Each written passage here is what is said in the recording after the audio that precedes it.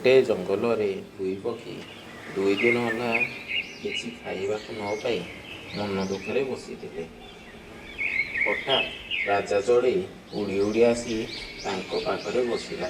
कहला, 2 जन मन दुखरे कहीं बसिछ? माँ चढ़ी कहला, कौन करिबा, आउ 2 दिन होलानी किछि भी खाइनु। आम जंगल रे खाइबा आउ नाही। कौन खाइबू आउ कौन आम पिला माने खाइबे, सेतिपाई मन दुखरे बसिछु। राजा चढ़ी कहला, ओ आउ मन दुख करनी। मु जाइथिली गाँ आर पटे, भल भल पाचिला फल अछि। काली सकाळु बाहरिब, खाइबा पई जिबा।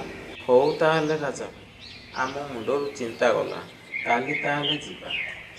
तापरे समस्ते कथा हेई निज निज घर को गले।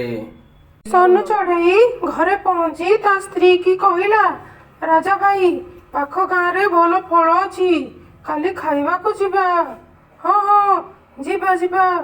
तापरे माँ चढ़ई ता पिला पाखक जाई कहला, माँ आउ तू उपासे सोइबुनी, कालीठू पेट पूरा खाइबू।